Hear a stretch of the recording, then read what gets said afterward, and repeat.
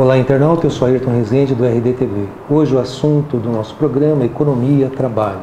E para falar desse assunto, vamos entrevistar Rafael Marques, presidente do Sindicato dos Metalúrgicos do ABC e também presidente da Agência de Desenvolvimento Econômico aqui da região. Rafael, obrigado por ter recebido a nossa equipe para falar sobre a economia, trabalho e o desenvolvimento da região. Obrigado, satisfeito pelo convite e estou à disposição. Tá ok. Rafael, a primeira pergunta é, essa semana o sindicato e a agência promoveu um seminário para discutir a questão da inovação. E nesse seminário vocês entregaram uma carta para o Ministério da Indústria e Comércio pedindo alguns incentivos. Eu queria que você falasse para o nosso internauta qual foi o balanço desse seminário e se essa carta realmente pode ser um divisor de águas nessa questão da inovação e da busca de incentivo para a indústria. Bom, o balanço presencial do seminário foi positivo, né? Certo. Nós tínhamos ali muitos empresários da cadeia automotiva presentes, as intervenções dos palestrantes, as 3 montadoras que levaram suas apresentações e a Autopeça, o sistemista que também estava lá, acho que fizeram uma contribuição boa para o seminário, fazendo uma leitura do ponto de vista econômico do Brasil, né? Em que momento o Brasil se encontra, o que se aponta para o futuro em termos de mercado, em termos de economia, em termos de crescimento do mercado automobilístico. É interessante, né? O Brasil tem 81 carros a cada 1.000 habitantes. A Argentina tem 178 carros a cada 1.000 habitantes, quer dizer, o dobro da relação com o Brasil. Isso mostra, apesar do trânsito maluco que tem em alguns grandes centros no Brasil, uma expectativa de crescimento muito grande no setor, né? Então, o Brasil é uma economia muito viável, muito pujante. Isso, claro que influencia, e foi importante ter essa afirmação no seminário, influencia decisões importantes de futuro. Todas as empresas automobilísticas disseram que o mercado é importante e que se quer se adaptar à questão do projeto de inovar, né? Claro. Que acho que esse foi o tema do seminário, né? Que foi inovar alto, desafios e oportunidades para a região do Grande ABC. A região é a maior beneficiada desse inovar? É a que mais tem capacidade de se beneficiar, porque é o principal polo industrial do Brasil e é o principal polo industrial do setor automotivo no Brasil. Era assim no passado e permanece no presente. E pode permanecer no futuro. Então, como foi dito em algum momento do seminário, o Brasil cresceu muito pelo consumo, com o aumento da renda das famílias, tem uma capacidade das famílias começarem a se ingressar no mercado de consumo, deslocamento social da classe C para B, de D e E para a classe C, isso foi muito importante. Agora, com esse cenário de crescimento, as empresas têm que investir, todas elas. Acho que as empresas que não se esforçar para modernizar seu parque industrial e começar a aproveitar o ensejo de uma política industrial que está abrindo oportunidades de converter parte da demanda de peças para o Brasil, porque hoje nós perdemos muita capacidade de produção, haja visto a balança comercial do setor de autopeças, que é deficitária em 6 bilhões de dólares, é muito pesado.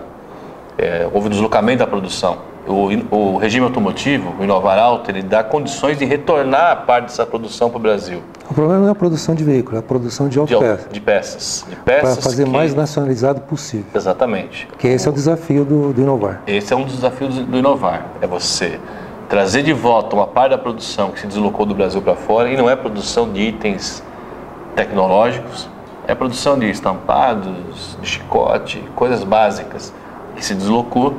Mas mais do que isso, entra na agenda tecnológica, que também é parte do regime automotivo, trazer para o eixo do Brasil o que é feito nas matrizes, em termos de desenvolvimento de produto.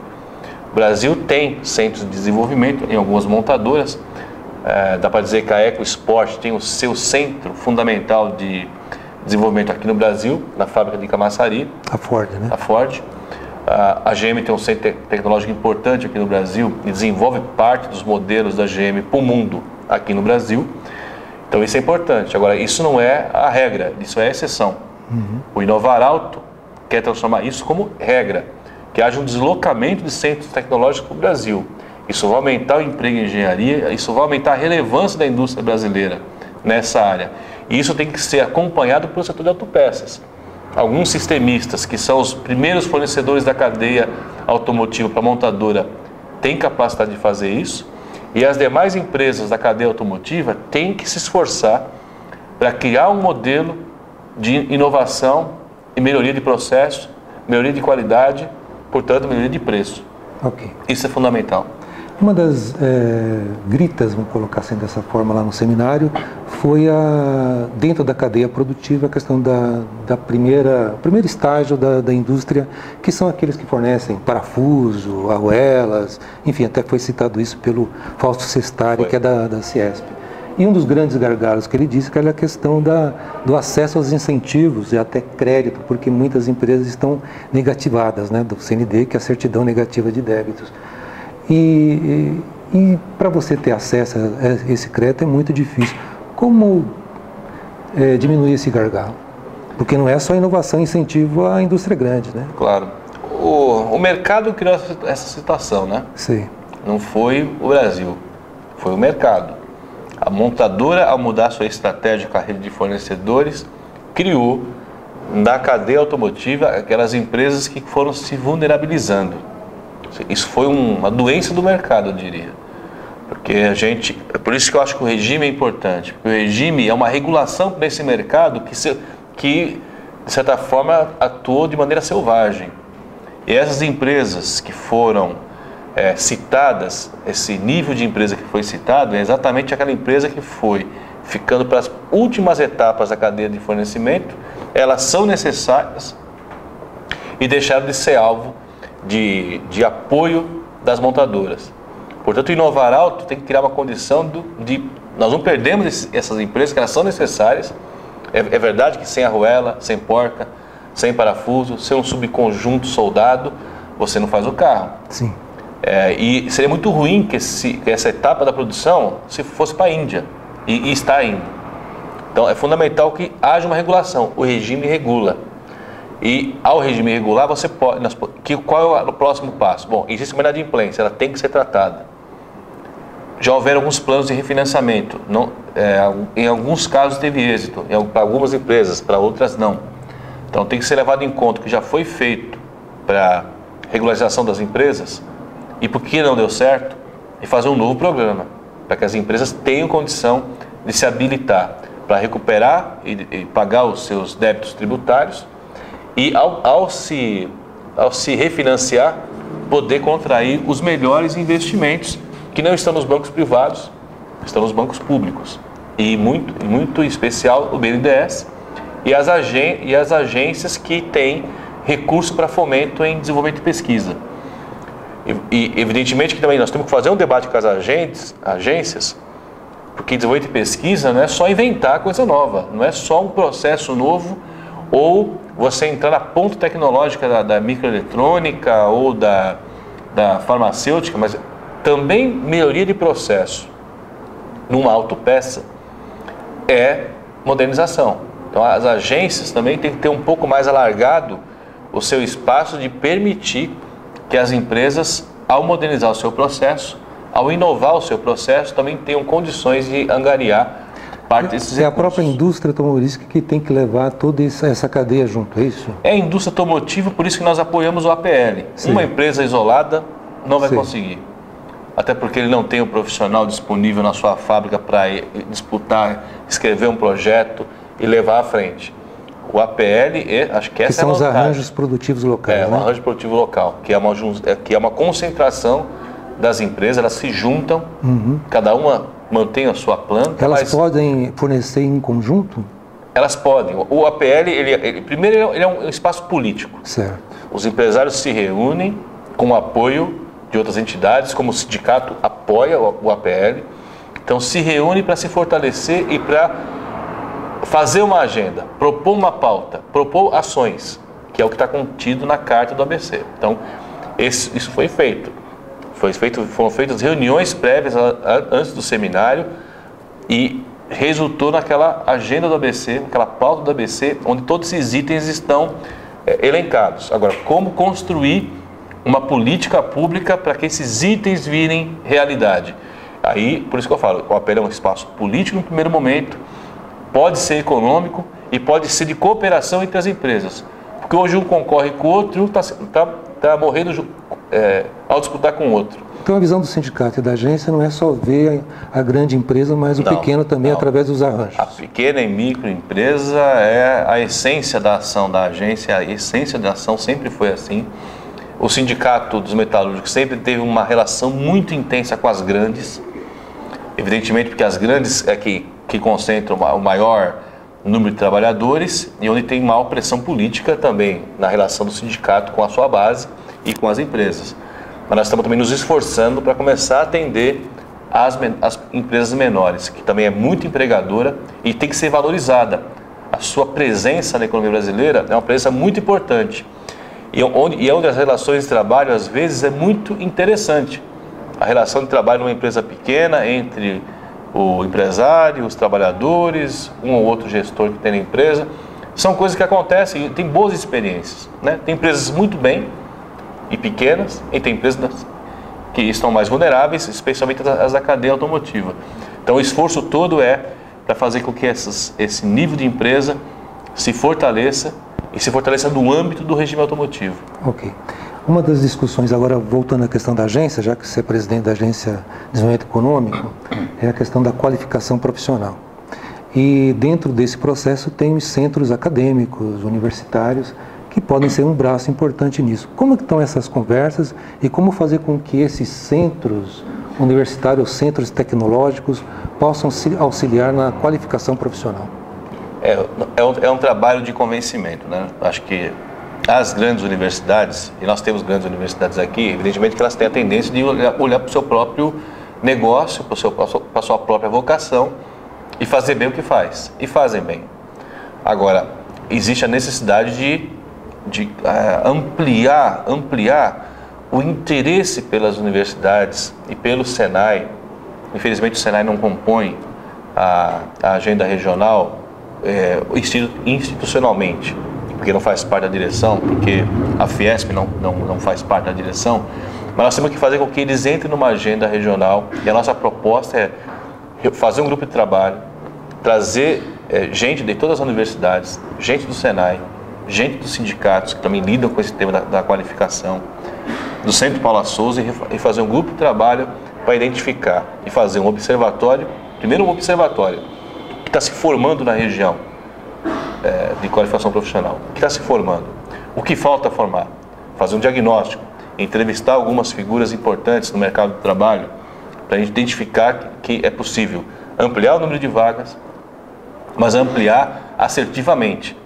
Profissões como ferramenteiro ficou muito tempo sem formar no Senai, está voltando, mas está voltando por conta de pressão, por conta de reivindicações, não é uma coisa muito planejada. Nós temos que tentar planejar o futuro do ABC. Qual o primeiro passo a ser dado? O primeiro passo é montar o grupo. É o grupo. É montar o já grupo, tem uma agenda, conversar com os reitores. Tivemos a primeira reunião da agência ontem, dessa nova direção, né? Montamos um conselho fiscal. Estamos marcando nova reunião da direção da agência e a ideia de fazer um planejamento estratégico, talvez no mês de junho. E aí no planejamento estratégico você tem a condição de fazer toda a nossa ação para os próximos 24 meses. E os secretários de desenvolvimento econômico estavam ontem aqui na reunião e a ideia inclusive é de juntar o GT de desenvolvimento econômico que tem no âmbito do consórcio com a agência. E fazer um mesmo foco, para não ter duplicidade de ações. E a qualificação profissional certamente vai ter que ter a participação do secretário de Educação, porque também tem no âmbito dos municípios iniciativas de qualificação profissional. Então acho que no planejamento estratégico nós vamos conseguir conversar com todas as entidades e de lá sair com um GT que consiga fazer análise, fazer o plano e, quem sabe, conseguir usar toda a capacidade que já existe na região, duplicando o número de vagas e apontando novos cursos que são necessários. Nós estamos com o pré-sal em plena execução, já tem entidades se preparando para formar trabalhadores para atuar no pré-sal, mas é insuficiente. Portanto, nós achamos que esse é um item prioritário já é hoje uma vantagem competitiva do ABC. A mão de obra concentrada aqui, a cultura do trabalho e a qualificação que e os a trabalhadores logística têm. também, né? E a logística, evidentemente, que é uma vantagem competitiva. Mas olhando assim, o fator humano, porque isso tudo, o que é a agência, na minha opinião? É conseguir juntar uma coisa que é essencial na região, o fator humano, né? Porque uma universidade ser boa depende das pessoas, do professor, do docente, do reitor, dos alunos. Assim é na fábrica, assim é no comércio, assim é na prefeitura. Então acho que nós temos capacidade de fazer um belo trabalho. Ok. Rafael, você está falando da questão de produção de veículos, colocar mais automotores nas ruas, mas hoje, sexta-feira, né, dia 26, tem uma reunião com a Miriam Belchior, de planejamento, até para entregar o Plano Regional de Mobilidade. Produção de carro e mobilidade são equações que dá para ser feita? Eu acho que perfeitamente possível. As pessoas têm direito de ter seu carro. O carro é um sonho de consumo. Não há nenhum pecado da pessoa ter o seu veículo. Nós estamos vivendo cada vez mais novas etapas. Inclusive, no seminário foi mostrado o que tem pela frente de oportunidades de automóveis não poluentes para resolver o drama da poluição dos grandes centros urbanos. Carros conceitos cada vez mais modernos, carros híbridos, carros elétricos, carros a célula de combustível, que polui zero praticamente. Então, existe um deslocamento da produção tecnológica dos carros que vão levar a uma condição melhor. Agora, claro que o plano de mobilidade não é um plano de mobilidade para o transporte individual, é um plano de mobilidade que inclui o transporte coletivo, claro, né? E a integração do transporte coletivo nas 7 cidades. E acho que é isso que tem que acontecer. O Brasil cresceu, todo mundo conhece o histórico de crescimento do Brasil, desordenado. As pessoas chegaram antes que o poder público, se instalaram em todos os bairros aqui da região do ABC, ruas estreitas, quarteirões imensos de casas em cima de casas. Evidentemente que esse modelo de crescimento do Brasil leva a problemas, sim, sérios problemas. Que agora o poder público, o Brasil como vem crescendo, o PIB do Brasil vem alcançando um patamar razoável, eu acho que o Brasil entra para valer numa onda de investimento. E investimento vai ter que ser repensar as cidades, mudar as cidades, abrir as cidades. Isso não vai ter jeito. Tanto para as pessoas se locomoverem, tanto do ponto de vista do transporte coletivo e também do transporte individual. Mas quanto melhor o transporte coletivo, mais as pessoas migram no transporte coletivo. Eu já não vou para São Paulo de carro. Claro, tem. Até onde eu tenho que ir. Eu paro, eu posso de algum metrô e entro no metrô. As pessoas não vão deixar de ter carro, né? Não vão deixar de ter carro. Agora, essa linha, por exemplo, que vai integrar o metrô lá da metrô Tamanduateí até São Bernardo e vai espalhar aqui para São Caetano, São Bernardo. O VLT, né? Isso vai ser muito importante. As pessoas vão começar a se deslocar entre o ABC e a capital cada vez mais. Se houver a oportunidade do transporte coletivo, ela vai para o transporte coletivo. Mesmo porque a produção dos veículos não são só para a região, mas para o Brasil e para o mundo. Para o Brasil inteiro. Cada vez mais cegonhas saem do ABC e vão para o centro-oeste, vão para o norte, sim, vão para o sul, vão para o nordeste. E isso é importante. Tem cidades que não tem o problema que tem aqui na região do ABC. Aliás, o ABC não tem o problema da capital, né? O da capital é muito mais crônico do que o da nossa região. Então eu acho que não tem jeito. O Brasil vai ter que repensar as cidades, vai ter que integrar, vai ter que abrir mais oportunidades de vias rápidas. Isso aconteceu no mundo inteiro.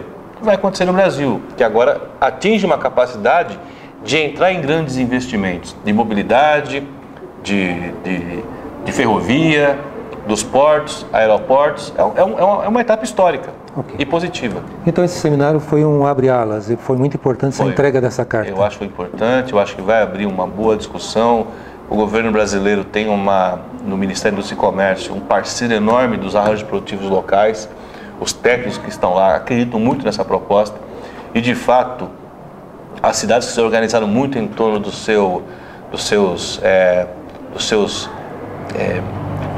foco humano e da sua potencialidade, das suas principais potencialidades, deram muito certo. Eu já vi isso o Polo de Imóveis do Sul, enfim, como exemplo, né? Então, acho que esse é o caminho. Ok.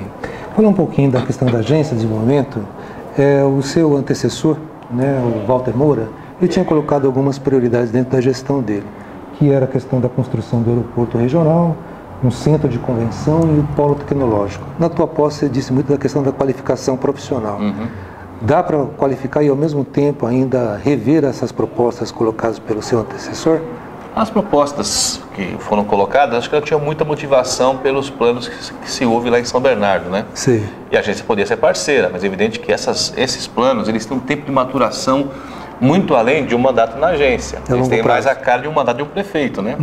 Então, a agência são 2 anos. Que o Walter colocou, são 2 anos, né? São 2 anos. O prefeito, 4 mais 4, né? 8, se tudo der certo. Então ele colocou numa perspectiva observando lá o que seria possível acontecer em São Bernardo, e colocando a agência à disposição. Agora, esses projetos são muito de longo prazo, né? Então acho que, olhando o que é a agência e o mandato, talvez focar mais naquilo que é mais fácil de acontecer, num prazo curto. Acho que a qualificação é perfeitamente possível, o foco na pequena empresa é perfeitamente possível, e é evidente que a agência vai sempre apoiar os grandes projetos quando for chamada. Eu acho que a agência tem essa possibilidade e a inovação é uma delas, né? A inovação fundamental, os parques tecnológicos. Então a agência tem que refletir o que acontece na região e tem que ter uma agenda própria para propor para a região. Esses assuntos não foram esquecidos? Não estão esquecidos. Nem o centro de convenções, nem o aeroporto? Não, eles estão em curso, mas eles estão evidentemente mais no âmbito das cidades, né? Ok. Eu queria também falar até para o nosso internauta, dia 1º de maio se comemora, né, o Dia do Trabalho. Você é presidente do sindicato de uma categoria muito representativa no Brasil. O trabalhador tem a comemorar nesse 1º de maio, até porque a inflação está voltando, se cria toda uma expectativa de corroção do salário. Como que está a sua visão em relação a isso? 1º de maio, primeiro fazer o convite, né, para quem nos assiste, para comparecer. 1º de maio no ABC esse ano é sobre comunicação, democratização dos meios de comunicação, porque tanto a gente apoia a pequena empresa, também como apoia as mídias, as pequenas mídias, né? Sim. Eu acho que as pequenas mídias são o que tem de melhor no Brasil, que atua diretamente, veicula uma informação de qualidade e tem foco regional, o que é importante, foco local. E o 1º de maio tem esse tema, ampliar o direito de se comunicar. O sindicato também exerce esse papel de comunicação. Nós temos meios para nos comunicar com o cidadão, através de jornais do sindicato, a TVT, enfim. É um bom momento para a gente colocar um tema em debate, um tema que eu acho, na minha opinião, está um pouco represado no governo Dilma e Lula, mas no Dilma um pouquinho mais, e não é uma crítica, mas eu acho que nós temos que... a questão da regulação da mídia, é isso? Regulação e ampliar as concessões para as entidades sociais. Acho que o Brasil tem que ter... Para não ter a concentração, é isso? Para não ter concentração. É muito concentrado no Brasil. A comunicação, isso não é bom em país nenhum.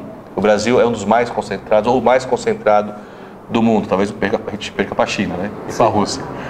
Então, acho que o tema é importante, tem a ver com democracia, tem a ver com transparência. E o trabalhador vive um momento bom. As campanhas salariais dos últimos períodos têm dado conta de reposição da inflação, de aumentos reais. O emprego está no bom patamar, a taxa de emprego... Hoje tem 725 mil pessoas com carteira assinada aqui na região, segundo a última pesquisa do SEAD, né? E tem 10% da taxa de desemprego.